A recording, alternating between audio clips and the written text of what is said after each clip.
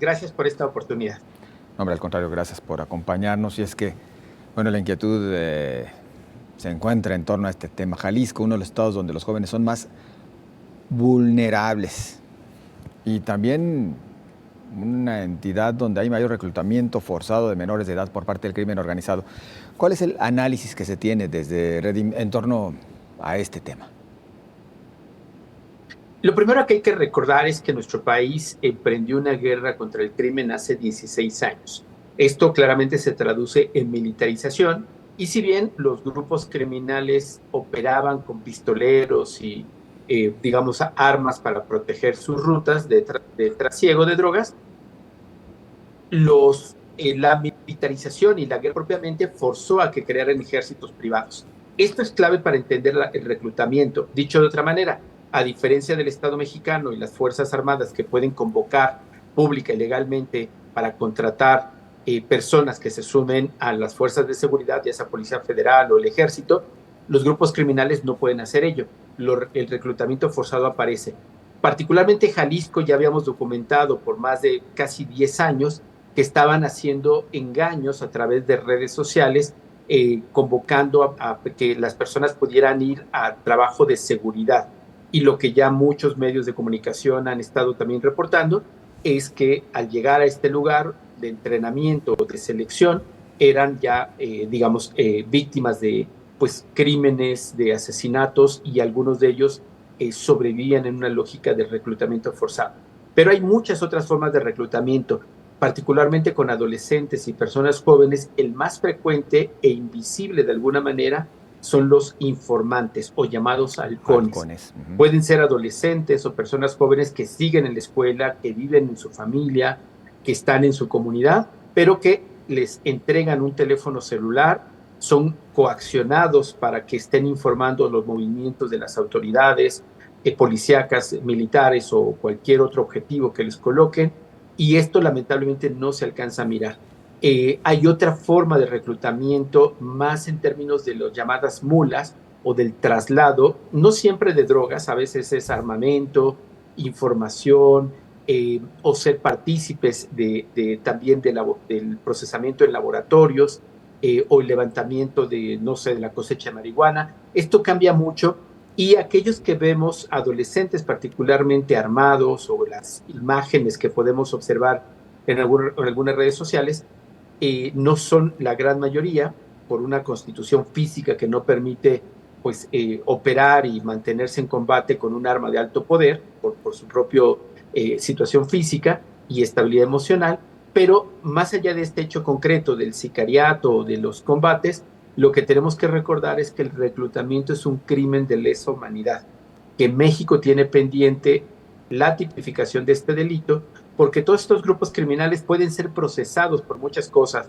portación de armas de uso exclusivo del ejército, daños contra la salud, secuestro, no sé, violaciones, pero no pueden ser sancionados ni castigados por el reclutamiento, porque el Estado mexicano, particularmente las fuerzas de seguridad mexicanas, se han negado a tipificar este delito. Grave, grave que no se llegue a esta tipificación.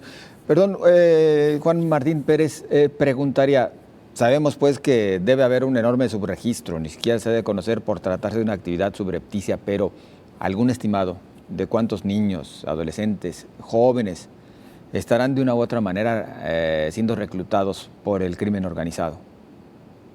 Sí, tal y como lo planteas, no hay datos oficiales. Ya parte de lo que hemos estado presionando y logrando es que la Secretaría de Seguridad Ciudadana tiene un observatorio, que son datos públicos que dan cuenta de factores de riesgo, pero no hay un dato como tal. Hace más de 10 años que hicimos el primer informe denominado Infancia y Conflicto Armado en México, que presentamos al Comité de Derechos del Niño de Naciones Unidas. Hicimos un cálculo muy conservador, muy básico, de que aproximadamente de 30 a 35 mil adolescentes cada año eran víctimas de reclutamiento. Esto calculando un poco los que son detenidos por cometer delitos de alto impacto, también los grupos identificados de pandillas o grupos de esquina, y obviamente las propias definiciones que los grupos criminales han hecho de estos temas. Pero obviamente esto es solamente un llamado de atención que si son 100, son 1000 o más de 30, esto es una obligación del Estado mexicano, protegerlo, prevenirlo y castigarlo. Porque algo que quisiera invitar al público es que pueda comprender que la vivencia de un niño o un adolescente víctima de reclutamiento es terrible para su vida, a Claro. lo que son expuestos, lo que ya se ha documentado de crueldad, de cosas inhumanas, cosas muy graves que viven, y eso les va a generar estrés postraumático con efectos en su vida, en su salud y obviamente en su socialización por mucho tiempo. Por ello es tan importante tipificarlo, trabajar con el rescate de los que cada año son víctimas de este hecho y los que ya lo han sido antes, y al mismo tiempo trabajar claramente en una estrategia de seguridad distinta a la militarización, distinta a mantener esta guerra, porque mientras tengamos la guerra, el reclutamiento continuará. Tipificarlo, sí, pero para que se castigue a quien lleva a cabo esta práctica del reclutamiento de menores, y lo digo así de esta manera, Juan Martín, porque de repente hay quienes han pugnado y bastante porque se castiga a estos menores que ya se encuentran en esta actividad. En realidad la pregunta sería, ¿debe haber sí castigo para ellos, para los menores? ¿O en su caso se les tendría que dar un trato como víctimas? Luego se utiliza mucho este término, ¿no? O daño colateral de esta guerra cruenta que existe en nuestro país.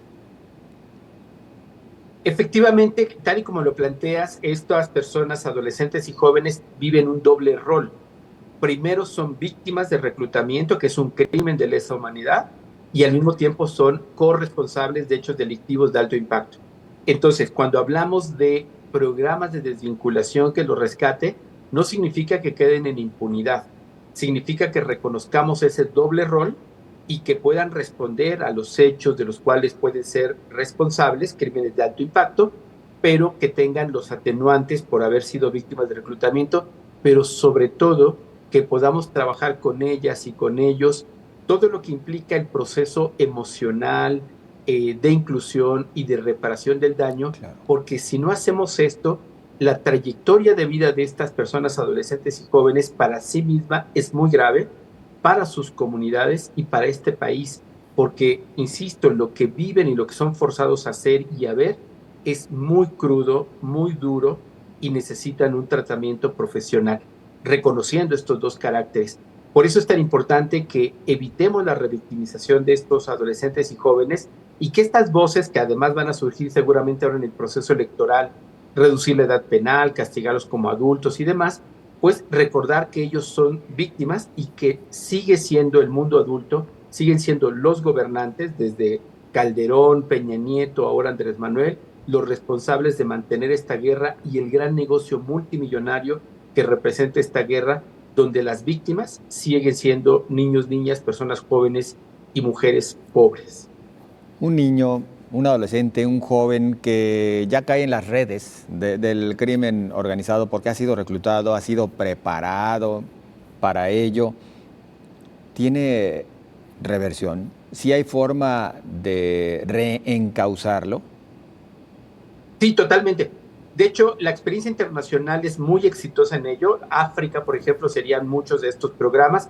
Más cercanos acá en América Latina, Colombia, el Instituto Nacional de Bienestar, que es como una versión del sistema de protección en Colombia, tiene incluso un observatorio, programas específicos. Ahí, por supuesto, está tipificado. Y en los acuerdos de paz que se lograron en Colombia, uno de los temas medulares fue precisamente la atención digamos, y el tratamiento profesional a las víctimas de reclutamiento. Y afortunadamente hay muy buena experiencia que podemos aprender. Acá en México no tenemos esta posibilidad todavía. Necesitamos urgentemente la tipificación, la creación de estos programas de desvinculación y obviamente aprender y abrevarnos de lo que ya a nivel internacional existe.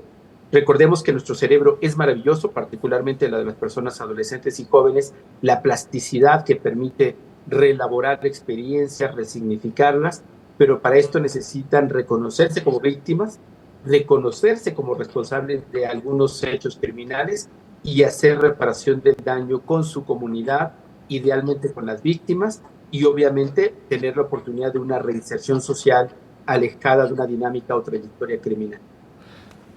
Ya lo ha dicho, el continuar con esta guerra frontal a nada nos habrá de llevar. Amén que en la actual administración han dicho que abrazos no balazos y sin embargo también esto podría quedar como que en entredicho porque seguimos viendo este proceso de militarización que también ya usted mencionaba. ¿Cuál sería la alternativa? Es decir, ¿cómo sí se puede avanzar por parte de las autoridades para Sí, yo creo que reducir la actividad también no delictiva? hay Perdón. recetas básicas Sí, adelante. a ello, pero me permitieron sugerir tres cosas que ya se han insistido. Adelante. La primera es que tenemos que renunciar a la militarización. Eso no nos resuelve nada porque le ponemos más gasolina al fuego. Necesitamos más estrategias de inteligencia, particularmente económica, y muy importante, de atender y reconocer las redes de macrocriminalidad que tienen los grupos o las élites políticas de este país con los grupos criminales.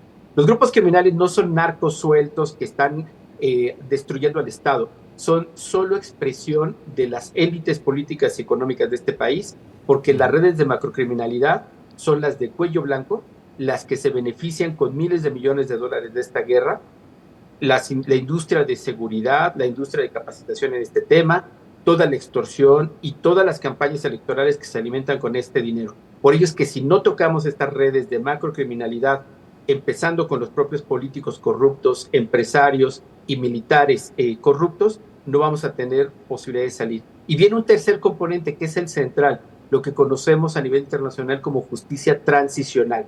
Necesitamos centrar todas y todos en este país a revisar la barbarie que hemos tenido en estos 15 años de guerra, a tener grandes juicios con apoyo internacional que cruzan, como lo he comentado, con altos jerarcas militares, políticos y estos grupos criminales, para que desde ahí comencemos a hacer una justicia que pueda llegar al territorio. Si no hacemos esto, y que debe de ser un debate para el próximo gobierno en cuestión de cualquier partido que sea, seguiremos repitiendo el baño de sangre porque no hay incentivos actuales para que este negocio multimillonario de la guerra se detenga y las víctimas de esta maquinaria seguirán siendo niños, niñas, jóvenes y mujeres pobres de este país, que son las principales víctimas. Brevemente preguntaría por cuestiones de tiempo, debemos de despedirnos. Por lo pronto, lo que algunos han planteado de un eventual pacto con los grupos delictivos, ¿descartado? Sí, yo creo que no es necesario, creo que tenemos la ley, la institucionalidad, la capacidad para poder responder como Estado a una respuesta.